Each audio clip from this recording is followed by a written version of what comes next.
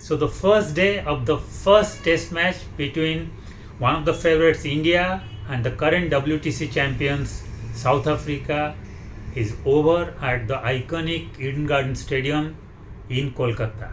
We know what an iconic stadium Eden Garden is because it has hosted so many classics, all-time classic test matches in this ground in the past. But unfortunately, since 2019, it has not been able to host a single match, which is really ludicrous because when test match is losing its charm, when there is hardly 1,000 people are coming to a cricket ground to watch a test match, in that scenario, not giving a test match to a ground like Eden Garden, which has been regularly having packed houses whenever it has hosted a cricket match, is really unpardonable.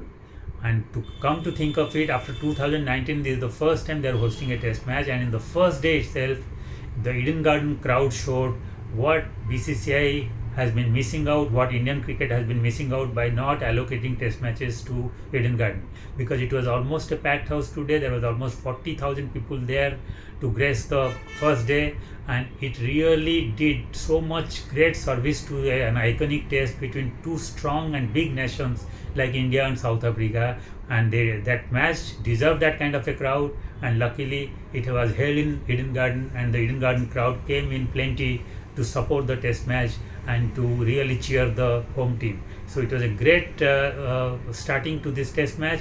I hope that in the future BCCI recognizes this and holds test matches in 4 to 5 permanent centers, mostly in metros, which have a pedigree, which have a legacy of test match hosting, and that would give a much better view to the world about Indian cricket and Indian test cricket, and it will be a great advertisement for Indian test cricket also, because we have seen how great the attendance has been when big teams have been playing test matches in England or Australia.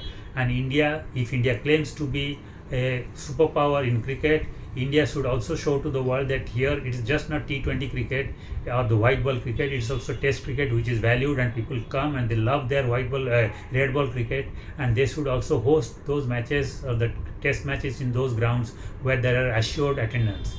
Now coming to the test match, it started today in the morning in a predictable manner with India losing one more toss, because India is now used to losing tosses in every format of cricket for the last 1.5 years to 2 years, and today was no exception. South Africa won the toss, and on a pitch which was dry, where there was clear signs of pitch assisting spinners as the match would progress, and also helping and assisting reverse swing because of the dryness. South Africa won a very significant toss, and they elected rightly to bat first.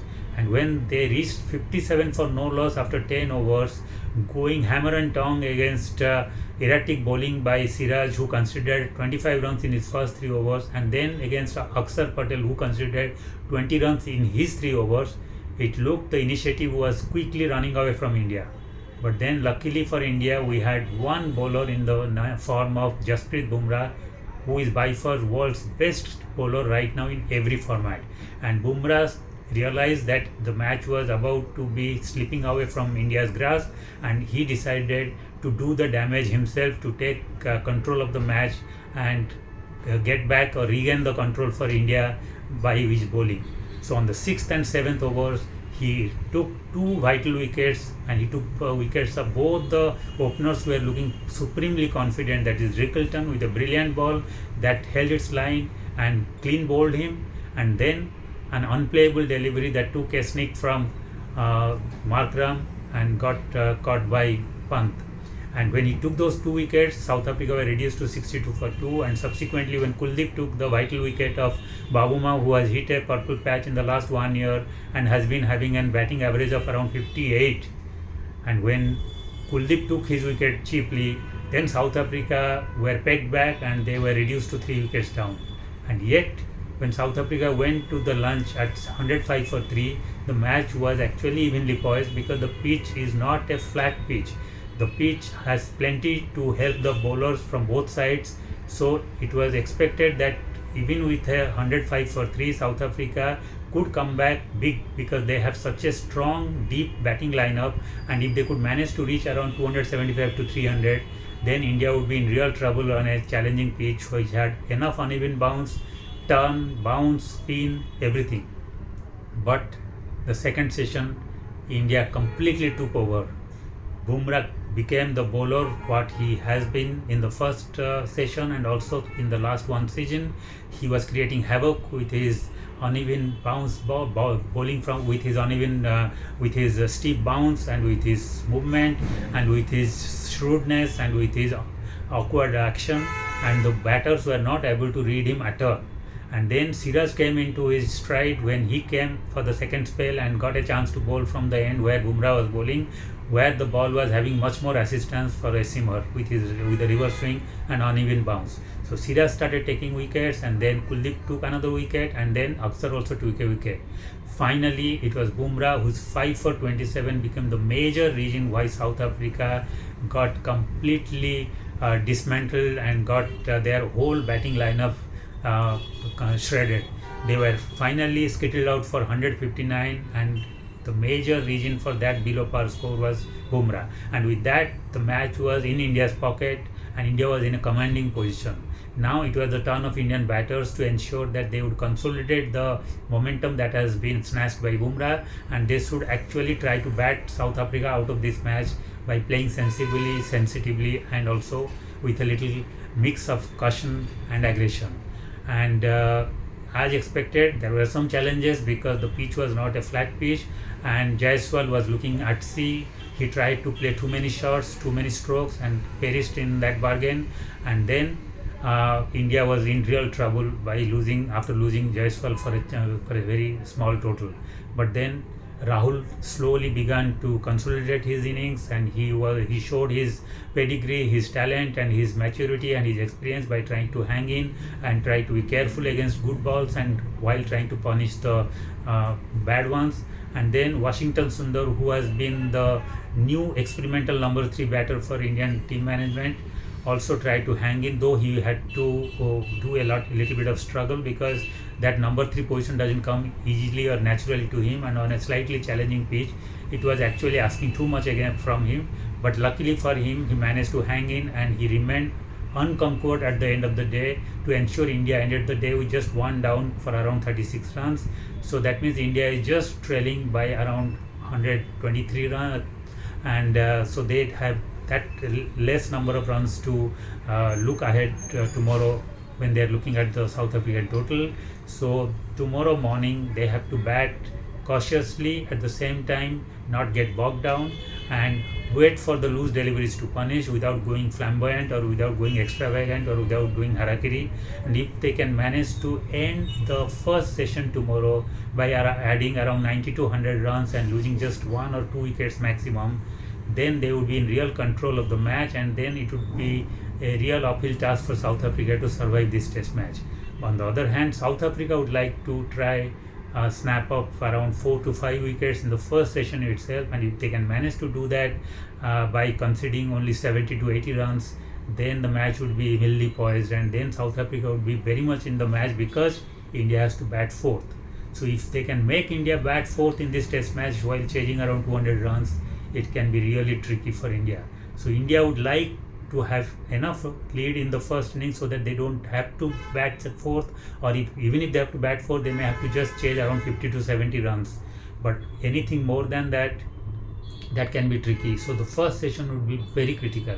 Now let's talk a little bit about the Indian team selection.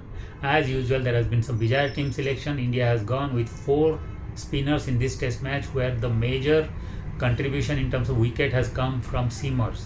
That is Bumrah 5 and Siraj 2. That 7 wickets have come from seamers on the first day pitch, and there has been plenty of uneven bounce and reverse swing. So I don't know what was the logic for going 4 spinners, because yes, spinners are going to come into the 4 and they will be taking wickets in the second and third innings and fourth innings.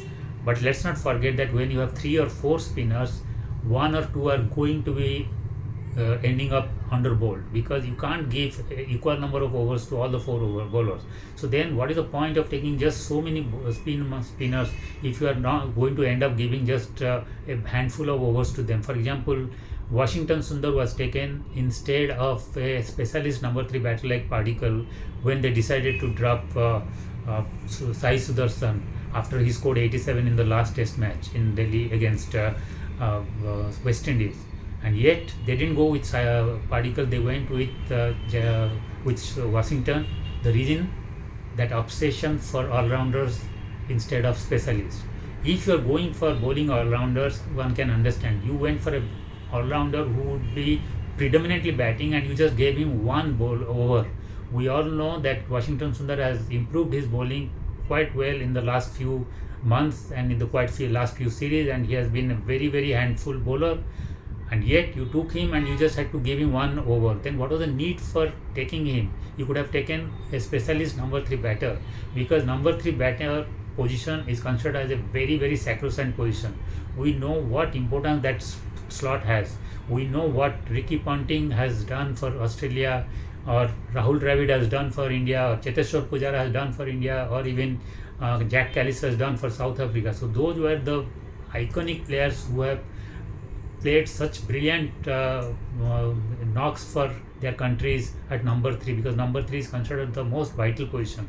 And yet the team management, in the current Indian team management, believes that it is like any other slot, and you can just try to put anybody there with a horses for courses strategy, and as per your need you can just fix anybody and they will deliver. Luckily for them, that whoever they have been experimenting with in the form of all-rounders, and they have sacrificed the specialists in every format of cricket, somehow they have delivered. So we can't grudge the team management or Gautam Gambhir, but when it backfires, it can really backfire big time. Hopefully or luckily it has not done, and hopefully it will be not done in the future. Maybe they will get away, and they will get away this time also, because the best thing is that Washington Sundar has not perished. He is still there. So who knows, tomorrow he may play a match defining knock, and then everybody will say yes, it was a master stroke.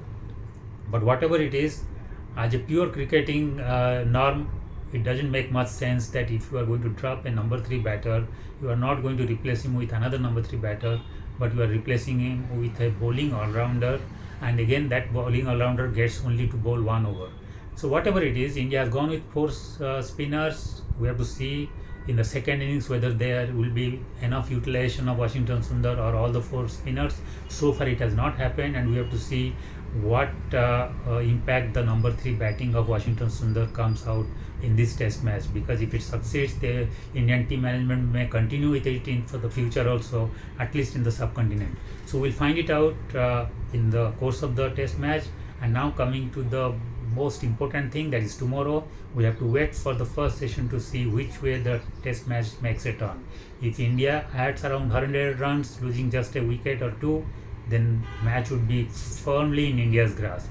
At the same time, if South Africa manages to take around 4 wickets in the first session, giving away just 70 to 80 runs, then they would be right there in this test match, very much in the test match, and the match would be really on a knife edge. We'll find it out in the first session itself tomorrow. For that we have to wait and watch. Thank you.